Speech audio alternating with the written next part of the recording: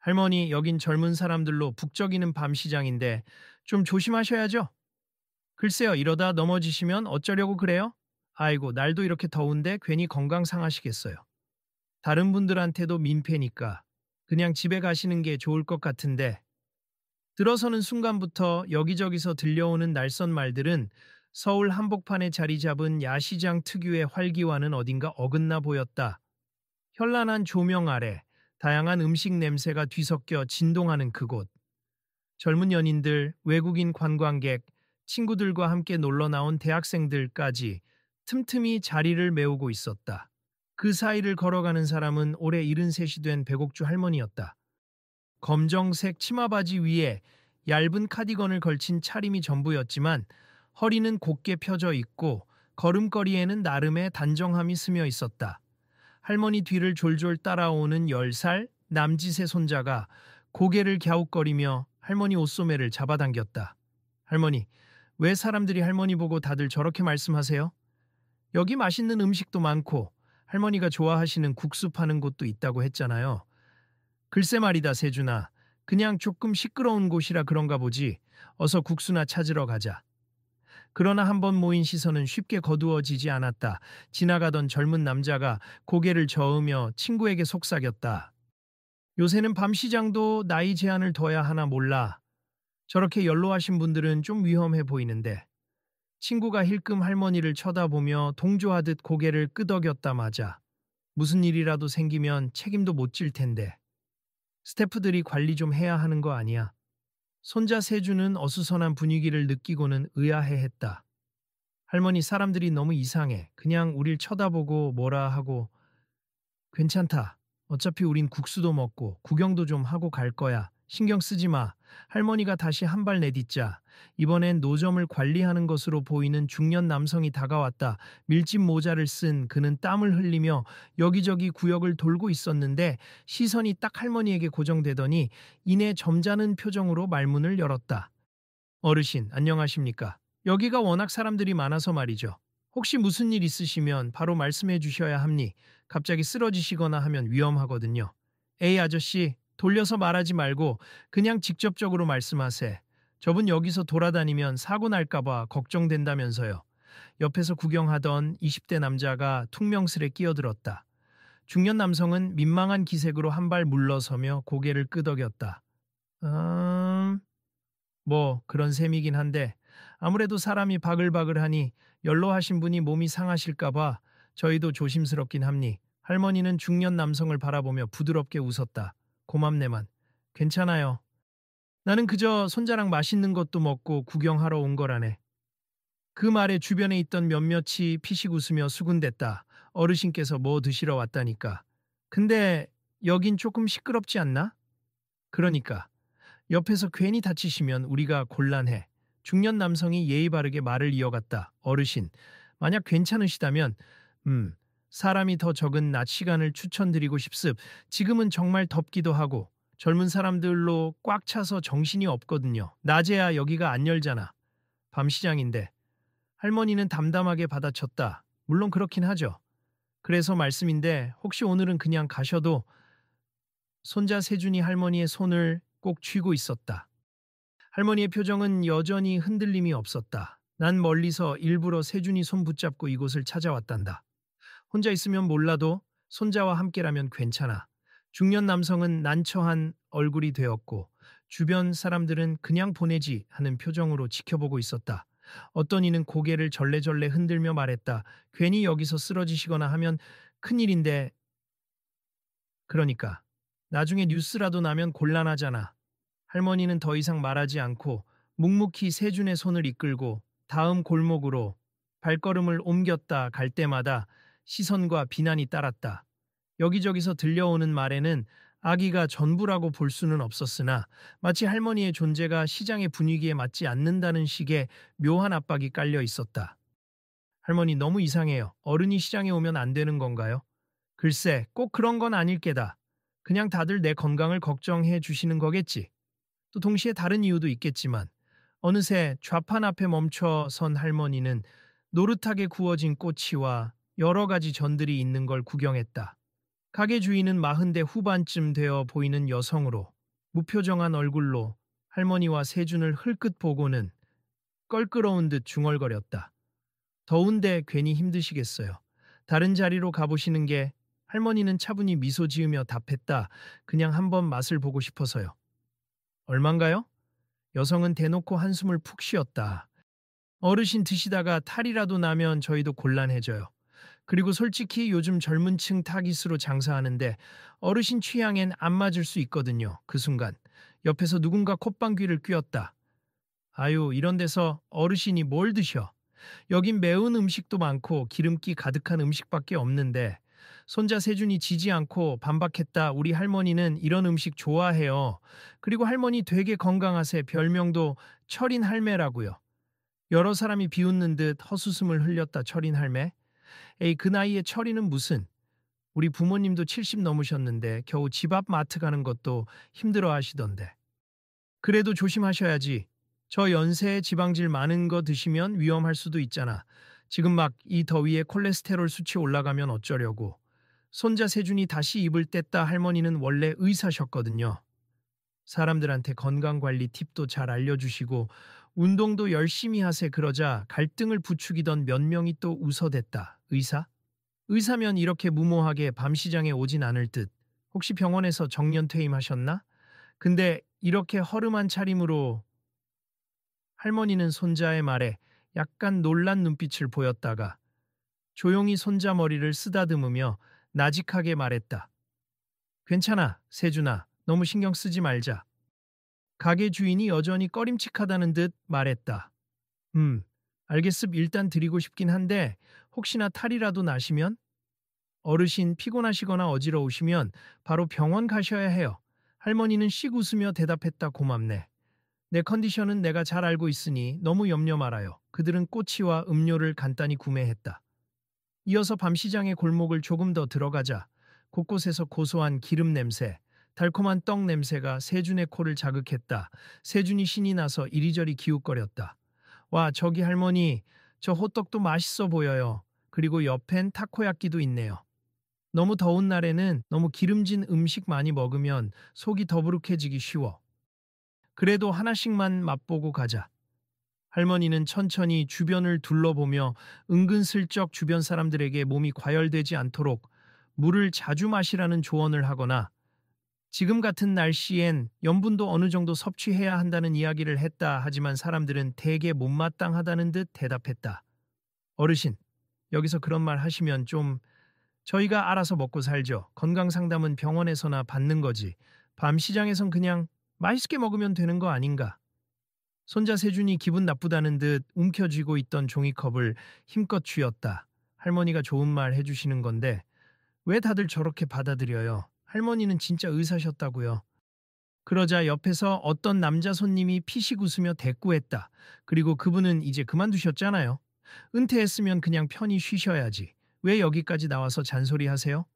맞아요. 괜히 듣기도 거북하고. 자, 어르신, 드시고 싶은 것만 드시다가 가시면 될 것 같아요.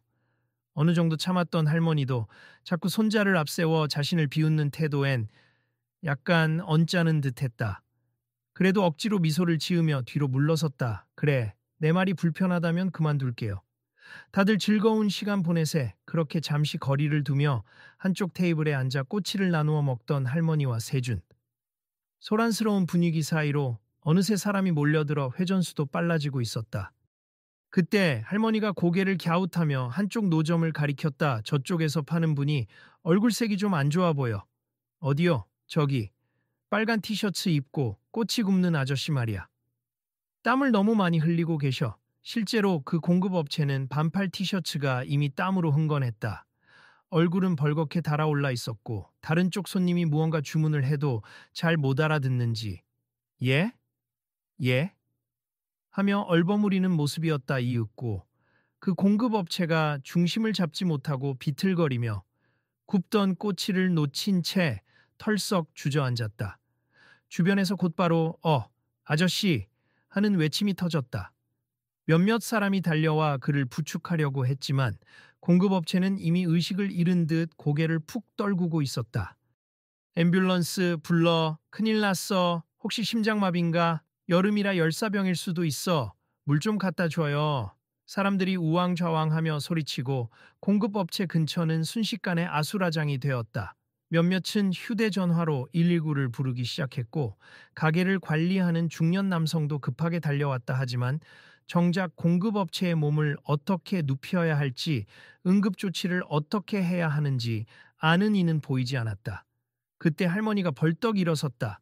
놀란 세준이 뒤따라 붙으며 외쳤다. 할머니 위험하지 않아요? 조금 위험하긴 하지만 내가 나서야 할 것 같구나.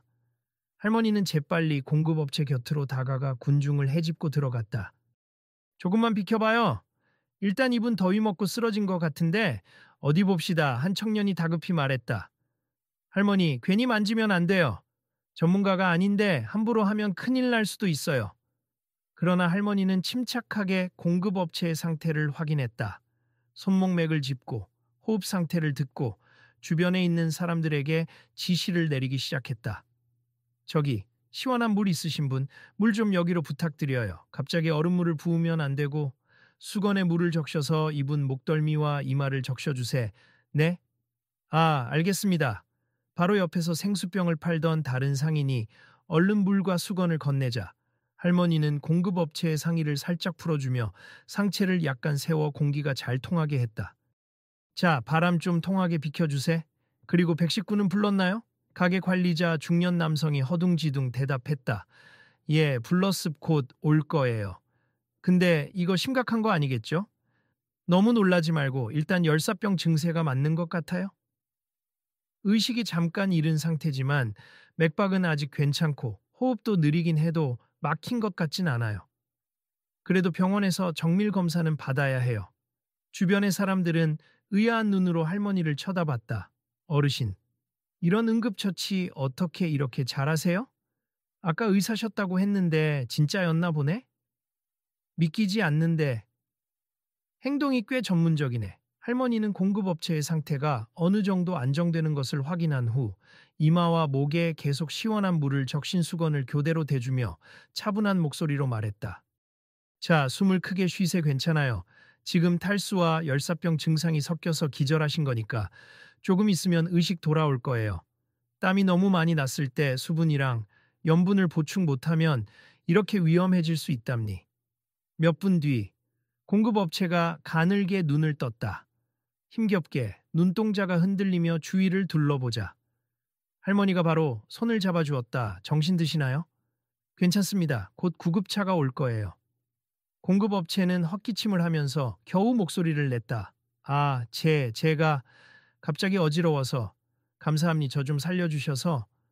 괜찮아요. 너무 오래 꽃이 굽고 음료도 잘 못 드셨죠? 몸이 지나치게 달아올랐을 거예요. 과열된 뇌를 식혀야 해요.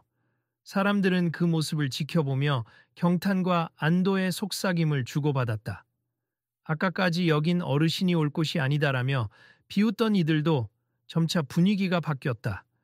저 연세에 저렇게 빠르고 정확하게 대처하신다니.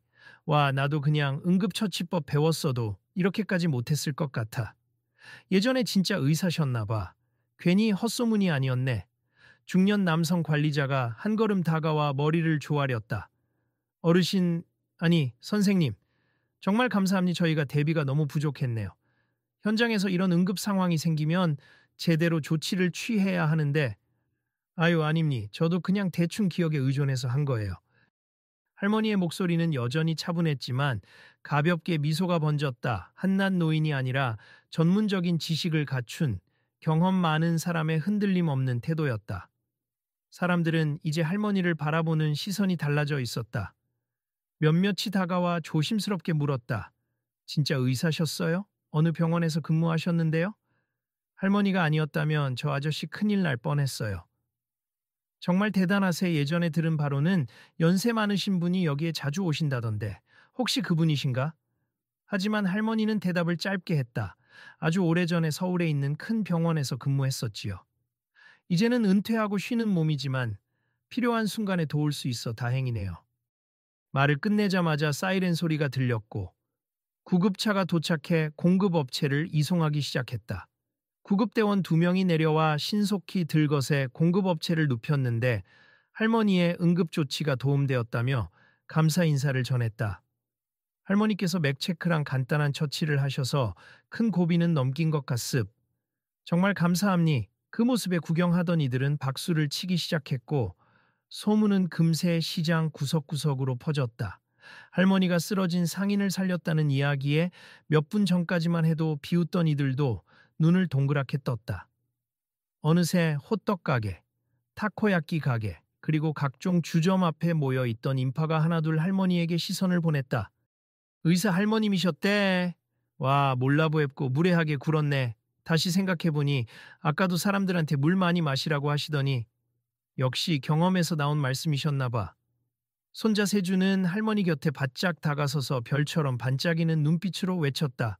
우리 할머니 진짜 멋지죠? 그제야 식품점 주인, 꼬치 가게 주인, 그리고 주변 상인들까지 할머니 주변으로 몰려들었다. 다들 입을 모아 칭찬과 감탄을 쏟아냈다. 할머니. 죄송해요. 아까는 건강 걱정이라기보다 솔직히 어르신이 여기 오는 게 부담스럽다고 생각했어요. 그런데 이렇게 대단하신 분인지 몰랐네요. 말씀도 너무 맞아요. 오늘 저희도 더운데 물 거의 안 마시고 있긴 했어요. 적당한 염분 보충도 필요하다니 귀담아 들어야겠네요. 그중 아까 할머니에게 직접 핀잔을 주던 가게 주인도 앞장서서 고개를 숙였다. 아까 저 꼬치 가게 공급업체가 저희와 가깝게 지내던 사람이에요. 진짜 큰일 날 뻔했는데 이렇게나 빨리 적절한 조치를 취해 주시다니. 죄송하고 감사합니. 할머니는 고개를 끄덕이며 부드럽게 말했다. 아유, 저도 깜짝 놀랐어요. 다들 괜찮으시다니 다행이고. 이젠 저분은 괜찮을 겁니. 다만 이렇게 더운 날에 장사하시면서 너무 무리하시면 안 돼요. 사람들은 조금 전과는 정반대로 할머니를 둘러싸고 감사와 예의를 표하며 인사를 건넸다. 밤시장의 떠들썩한 소음 사이에서 이제 그를 비웃는 목소리는 어디에도 들리지 않았다. 오히려 고마움과 존경이 가득 실린 시선만이 이어졌다.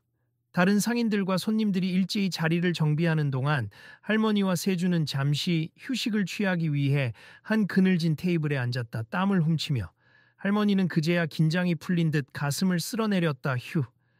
그래도 오래된 기억이라 몸이 잘 따라줄까 걱정했는데 다행이구나. 세준이 신나서 제잘 뗐다. 할머니. 역시 의사 시절 생각나서 그런지 행동이 엄청 빠르셨어요. 야, 할머니야말로 진짜 히어로예요. 히어로라니. 호들갑은 그냥 어렸을 때부터 하던 일이랄까. 아무튼 무사해서 다행이다 그러던 참에 한 젊은 여자 직원이 조심스레 다가왔다. 밤 시장을 운영하는 팀 중 한 명인 듯 회색 단체 티셔츠와 모자를 쓰고 있었다. 실례합니다. 저 아까 그 공급업체를 돌보시던 분 맞죠? 네, 맞아요. 저 죄송한데 혹시 정말 의사 선생님이셨나요? 아까 어떤 분이 그러시길 서울종합병원에서 오래 일하셨던 분 같다고. 할머니는 쑥스러운 듯 미소 지었다. 네, 옛날 얘기죠. 은퇴한 지 꽤 됐어요.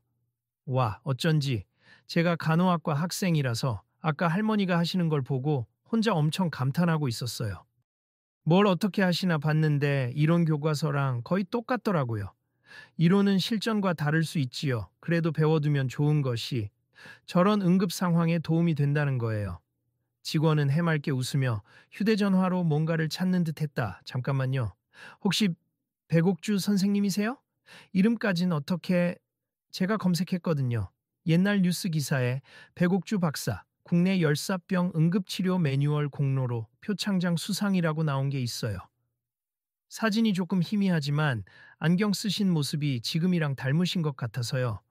순간 주변에 있던 몇몇이 귀를 쫑긋 세우고 다가들었다. 열사병 응급치료 매뉴얼이라고? 와, 그러면 저 공급업체 구한 게 우연이 아니었네. 진짜 대단하신 분인가 보다.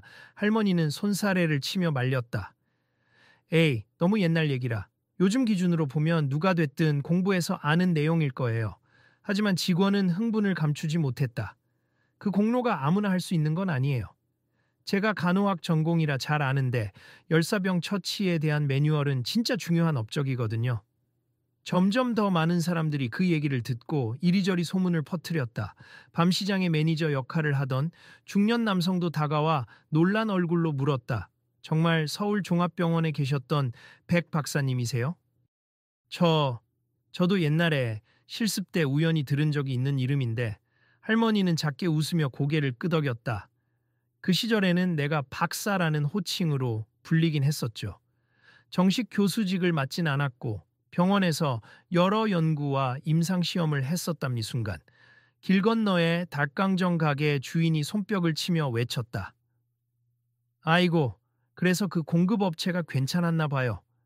처음부터 열사병을 정확히 짚고 응급조치까지 어떻게 그렇게 빠르고 정확하게 하셨는지 신기했는데 옆에서 호떡을 굽던 할머니 상인이 탄성을 질렀다.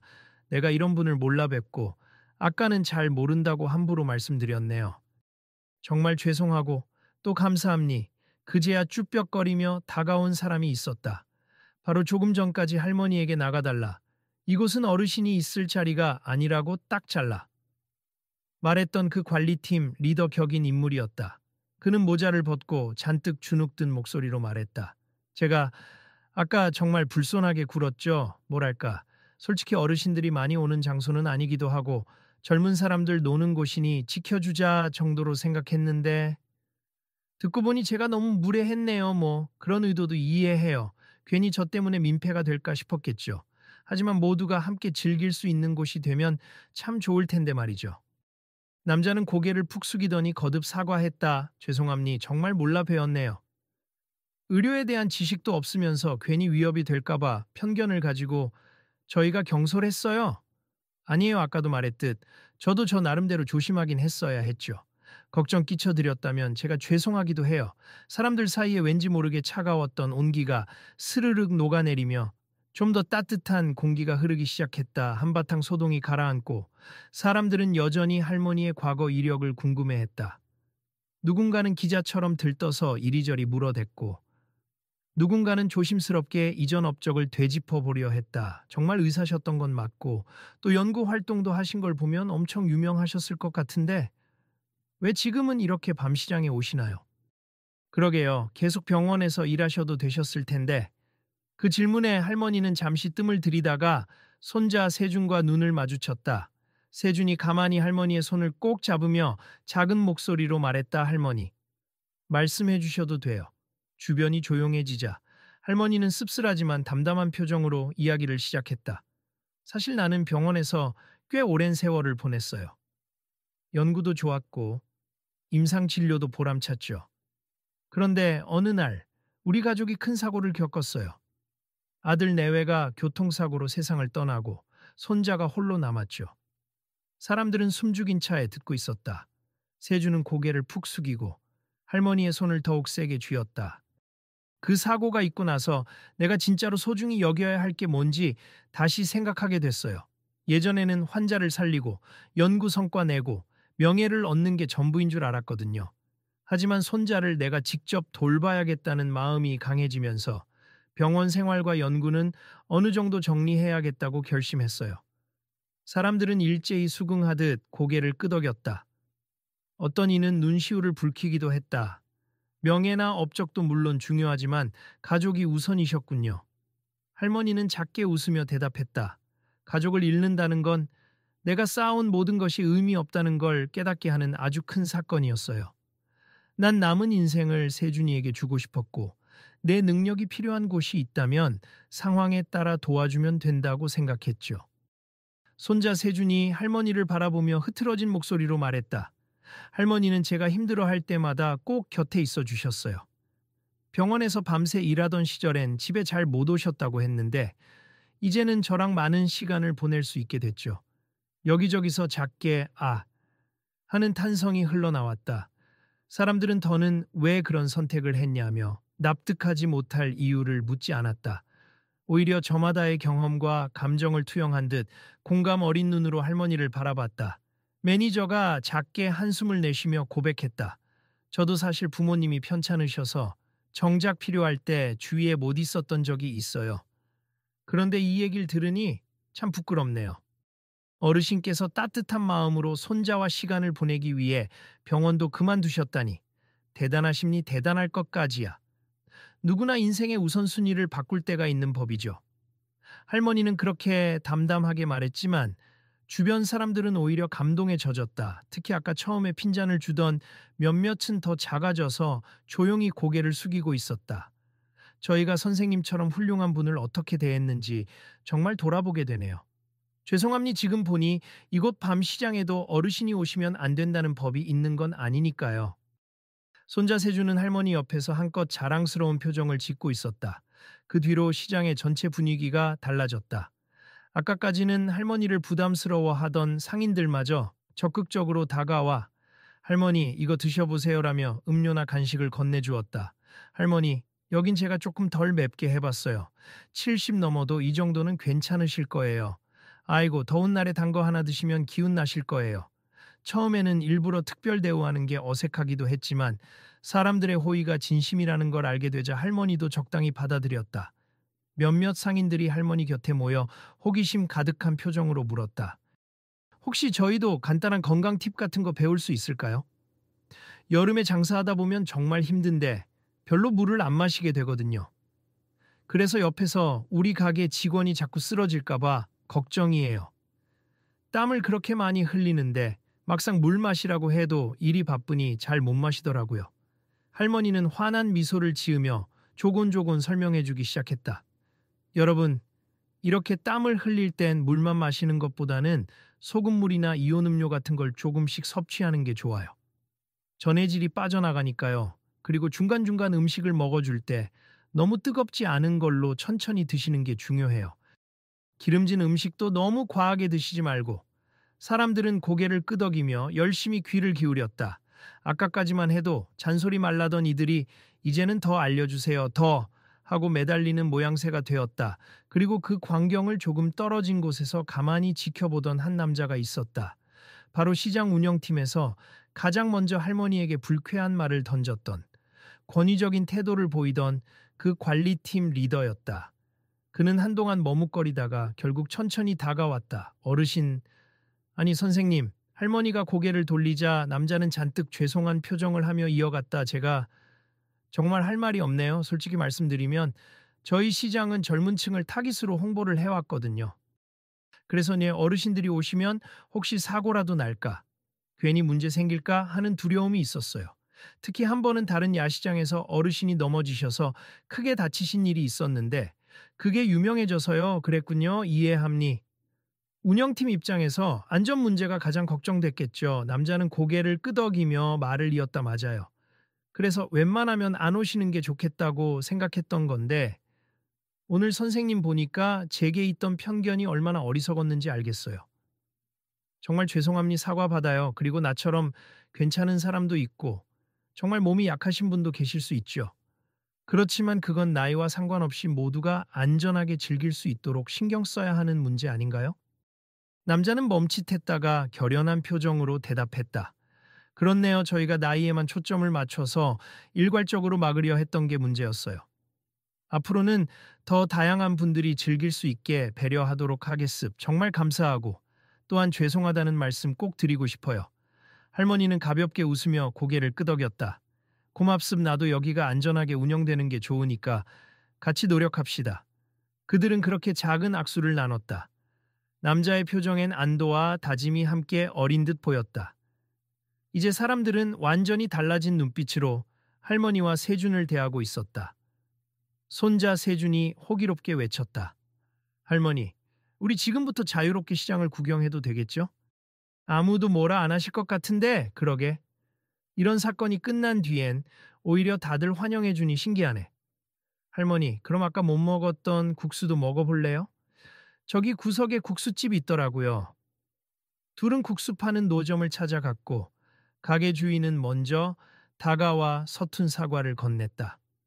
아이고 할머님, 아까 제가 말씀드린 거 조금 버릇 없었죠. 혹시나 탈이라도 나실까봐 걱정이 돼서 그랬는데 이제는 괜한 기우였다는 걸 알았어요.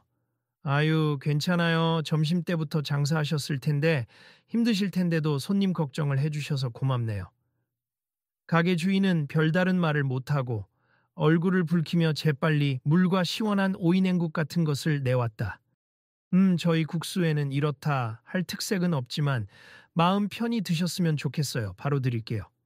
곧이어 고추장 양념을 얹은 비빔국수와 멸치 육수 국수가 한 그릇씩 나왔다. 세주는 비빔국수를, 할머니는 멸치 국수를 택했다. 사람들은 할머니가 국수를 한 입 떠먹자마자 재미있다는 듯 쳐다봤다. 혹시 맛이 짜지는 않을까, 할머니 입맛에는 어떨까 궁금해했던 모양이었다. 할머니는 한 젓가락 후루룩 먹고 나서 빙그레 웃었다. 맛있네요. 딱 적당히 간이 되어 있어요. 그러자 가게 주인이 활짝 웃으며 허리를 숙였다. 감사합니다, 할머니. 아, 아니, 선생님, 정말 감사해요. 그렇게 저녁 식사를 마친 뒤 손자와 할머니는 시장 끝자락까지 천천히 돌아봤다. 아까까지만 해도 좀처럼 상상할 수 없었던 광경이 펼쳐졌다. 각 가게 주인들이 할머니에게 밝은 목소리로 인사를 건네며 어떤 건강 팁이 더 있을까요? 평소에 손목이 시큰한데 왜 그럴까요? 등등 질문이 쏟아졌다. 할머니는 웃으며 짧게 조언을 해주기도 하고 때로는 병원 검진이 꼭 필요하다고 조심스레 권하기도 했다. 한참 후 밤시장이 문을 닫을 시간이 가까워지자 세준이 할머니에게 물었다. 할머니, 오늘 너무 늦게까지 있었네요. 피곤하시진 않으세요?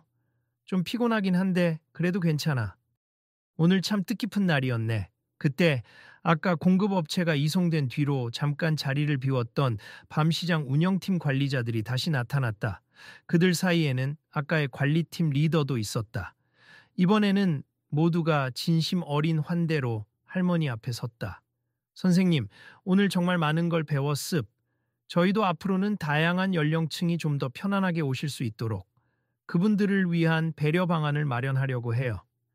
물론 젊은 사람들이 주로 오긴 하지만 의외로 어르신들도 관광 차원에서 오시거나 손주와 함께 오실 수 있으니까요. 할머니는 미소 지으며 고개를 끄덕였다. 좋은 생각이에요. 누구나 편하게 올 수 있는 시장이 된다면 더 크게 발전하겠죠. 리더가 한 발 앞으로 나오더니 머리를 긁적이며 쑥스러운 표정으로 말했다. 그리고 제가 오늘 많이 배우기도 했고 또 사죄하는 의미로 괜찮으시다면 저희가 소정의 감사 표시를 하고 싶습. 여기 시장에서 쓸 수 있는 상품권 같은 걸 좀 드리려 해요. 사실 대단한 건 아니지만요. 할머니는 손사래를 치며 거절했다. 아이고, 그런 건 됐어요. 저는 오늘 손자랑 구경 잘했으니 그걸로 충분해요. 다만 앞으로도 혹시 저 같은 분이 오신다면 부디 편견 없이 대해 주시면 됩니 하지만 리더와 직원들은 고집스레 봉투를 내밀었다. 그래도 저희 마음이니까 받아주세. 오늘 구조가 없었으면 큰일 날 뻔했는데 덕분에 공급업체가 크게 위험해지지 않았어요. 결국 할머니는 주변의 열정적인 설득에 못 이겨 그 상품권을 마지못해 받아들었다. 그럼 감사합니. 나중에 기회 되면 한 번 더 올게요. 사람들은 입을 모아 꼭 다시 오세요. 하고 외쳤다. 세준이 웃으며 대답했다. 네, 다음번엔 저희가 서울에서 친구들이랑 같이 올게요. 할머니랑요. 어느덧 시장의 조명이 하나둘 꺼지고 가게들이 마지막 손님들을 정리하느라 분주해졌다. 할머니와 세준은 주변에 인사를 건네며 밤시장을 빠져나갔다. 바로 그때 리더가 뒤를 따라오며 작게 말을 걸었다. 선생님, 잠시만요. 할머니가 걸음을 멈추자 리더는 조용한 목소리로 물었다. 정말 대단하신 분인 것 같은데 혹시 가끔이라도 여기서 건강 강경 같은 걸 해주실 의향은 없으세요? 물론 보수 같은 건 저희가 어느 정도 마련해 드릴 거고요. 뭐랄까, 시민들이 더 안전하고 즐겁게 밤시장을 즐길 수 있도록 어르신이 멘토가 되어주시면 좋겠다는 생각이 듭니. 할머니는 한동안 생각에 잠겼다 가만 그건 생각해 볼 문제긴 하네요. 나는 은퇴했으니 큰 걸 바라는 건 아니지만 나도 혹시라도 도움이 된다면. 정말요? 그럼 제가 추후에 연락드려도 될까요? 그럼요. 괜찮습. 지금 당장은 일정 때문에 자주는 못 오겠지만 가끔은 해볼 수도 있죠. 그 말에 리더는 기쁨을 감추지 못하고 연신 고개를 끄덕였다. 정말 감사합니. 오늘 못다한 이야기나 건강관리, 요령 같은 걸 다른 사람들에게도 전해주신다면 저희 시장의 이미지도 좋아지고 모두가 안전해질 테니까요. 역시 제가 생각한 대로 멋진 분이셨어요? 할머니는 미소만 지었고 세주는 옆에서 할머니가 최고다 하고 소리쳤다. 시장을 완전히 빠져나와 버스 정류장 쪽으로 향하는 길. 할머니와 세주는 함께 오늘 있었던 일들을 떠올리며 조용히 걷고 있었다. 할머니, 아까 그 꼬치 아저씨, 병원에서 괜찮다고 연락 왔네요. 다행이에요, 그래. 별탈 없을 거란 건 알고 있었지만 역시 소식 들으니 다행이다. 세주는 입가에 장난스런 미소를 머금으며 중얼거렸다. 할머니, 사실 아까 사람들이 할머니한테 막 뭐라 할 때 제가 너무 속상해서 싸울 뻔했어요. 근데 할머니는 계속 참으시더라고요. 괜히 감정적으로 나서는 것보다 그 사람들이 왜 그렇게 말하는지 이해해 보려 했거든. 다들 무조건 나쁘기만 한 건 아니잖니. 음, 그럼 그 사람들이 오늘을 계기로 좀 달라질 수 있을까요? 나는 그렇게 믿어. 사람은 누구나 실수도 하고 편견도 가지지만 깨달으면 행동을 바꿀 수 있다고 생각해. 버스가 멀리서 서서히 다가오는 소리가 들렸다. 노란 가로등 불빛 아래 할머니는 세준의 손을 잡고 의자에 잠시 앉았다. 세준이 앞뒤로 다리를 흔들며 말했다. 할머니랑 오늘 여기 와서 진짜 다행이에요. 처음엔 너무 속상했는데 결국 좋은 일이 많았잖아요. 맞아. 사실 나도 간단히 국수 먹고 간단히 구경만 할 생각이었는데 생각지도 못한 일들이 벌어졌네. 그리고 할머니의 또 다른 모습을 많은 사람들이 알게 됐고요. 확실히 할머니는 모르는 게 없는 것 같아요. 할머니는 살짝 웃으며 고개를 저었다. 아니야. 나도 모르는 거 많지. 단지 내 전문 분야에 대해 조금 오래 일했을 뿐이야. 그보다 너도 이제 제법 많이 배웠다. 다음에 또 이렇게 쓰러진 사람 보이면 당황하지 말고 먼저 물부터 가져다 줄 수 있겠지. 세주는 씩씩하게 고개를 끄덕였다. 네, 당연하죠. 저도 언젠가 할머니처럼 누군가를 도울 수 있는 사람이 되고 싶어요. 마침내 버스가 도착했다. 둘은 버스에 올라 자리에 앉았고 창밖으로 밤시장의 넌사인이 살짝 번져 들어왔다. 구급차 소동과 더불어 사람들의 시선이 따갑던 시장은 이제 따뜻한 배려의 장이 되어 있었다. 버스가 출발하자 할머니는 창문 너머로 시장 쪽을 한 번 더 바라보았다. 약간 멀어지면서도 보도블록 위에 서서 할머니를 향해 손을 흔드는 상인들과 관리팀 직원들의 모습이 희미하게 보였다. 그들에게 미소를 지어 보낸 뒤 할머니는 세준의 머리를 살포시 쓰다듬었다. 오늘 참 의미 있는 하루였구나. 그러니까요, 할머니. 다음에 또 오면 다들 반갑게 맞아주겠죠? 그렇겠지. 이번에는 누가 아프지 않아야 할 텐데. 둘은 그런 이야기를 나누며 버스 안에서 피곤한 몸을 기대었다. 어느새 세준은 할머니 어깨에 머리를 기대고 꾸벅꾸벅 졸고 있었다. 할머니는 창문 밖으로 스쳐가는 서울의 야경을 바라보며 조용히 생각에 잠겼다. 다양한 세대가 공존하는 공간에서 또 다른 새로운 이야기가 피어날 수 있으리라는 작은 기대감을 품은 채로 이윽고 집에 도착해 방으로 들어가려는 찰나 세준이 갑자기 뒤돌아보며 환하게 웃었다. 할머니 오늘처럼 언제나 건강하시고 사람들 많이 도와주세요. 고맙다 세준아. 네가 있는 한 나도 힘이 나지. 이내 방문이 닫히고 할머니는 거실에 걸려있는 가족 사진을 가만히 바라봤다. 아들 내외 그리고 아직 어렸던 세준의 얼굴이 생생했다. 그 사진 속 행복한 시절은 되돌릴 수 없지만 지금은 또 다른 소중한 삶의 순간들을 살아가고 있다는 느낌이 들었다. 그날 밤 할머니는 적지 않은 피곤함에도 불구하고 마음 한편이 밝았다. 편견과 비난 속에서도 필요한 순간에 제 몫을 다할 수 있음에 대한 보람, 그리고 사람들의 마음이 변하고 깨달음을 얻는 모습을 직접 확인한 기쁨이었다. 다음 날 아침 시장 운영팀에서 일하는 한 직원이 문자를 보냈다. 공급업체분 괜찮으시고 퇴원 후에 꼭 감사 인사를 드리고 싶다고 하시네요. 혹시 시간 되시면 낮에라도 한번 들러주세요. 할머니는 짧게 나중에 기회가 되면 가보겠다라고만 답했다. 눈을 뜬 세준이 그 문자를 보고 장난스럽게 물었다. 그래도 한번 가보는 게 어때요, 할머니? 그분한테도 좋고 우리도 좋고 조금 쉬었다가 생각해 볼게. 오늘 아침 해는 아직 뜨거울 기미가 보이지 않았지만 날씨 예보는 폭염이 예정되어 있었다. 더운 날엔 아무리 젊은 사람이라도 쓰러질 수 있고 또 어르신이라도 잘 준비하면 안전하게 다닐 수 있다는 걸 어제 이미 체험했으니 할머니는 오히려 자신이 있었다. 아이러니하게도 의사였던 시절에는 연구실과 병원만 오가느라 이런 시간을 갖기 힘들었다. 지금은 은퇴했지만 손자와 함께 일상을 누리며 누군가를 도울 기회를 얻을 수 있다는 것. 할머니는 그것만으로도 이전의 명예나 직위보다 훨씬 값진 행복임을 깨닫고 있었다. 그렇게 또 하루가 시작되었다. 그리고 할머니와 세준의 다음 방문은 시장 사람들에게도 새로운 변화를 예고할 것이 분명해 보였다. 혹시 당신도 지금 누군가를 겉모습만으로 평가하고 있진 않으신가요? 한때 전문 영역에서 빛났던 사람들도 어느 날엔 평범한 옷차림으로 거리 어딘가를 거닐 수 있음. 그리고 그들의 지식과 경험은 꼭 필요할 때 여러분에게 큰 힘이 되어 줄 수 있지요. 우리는 누구나 눈에 보이지 않는 재능과 이야기를 품고 있음. 누군가 겉모습만으로 당신을 판단한다면 억울하겠죠.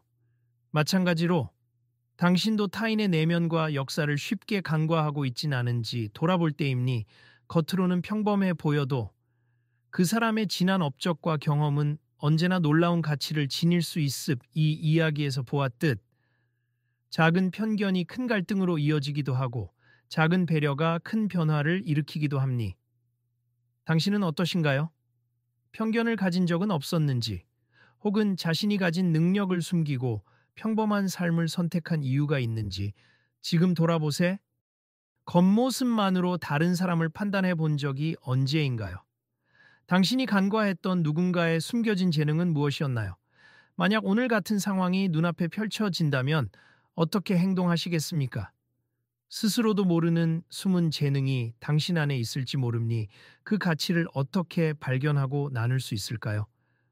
누군가를 쉽게 재단하기보다는 그들의 이야기를 들으려 노력해보는 건 어떨까요? 어쩌면 당신이 가장 힘든 순간에 그 사람이 가장 큰 도움을 줄 수도 있으니까요.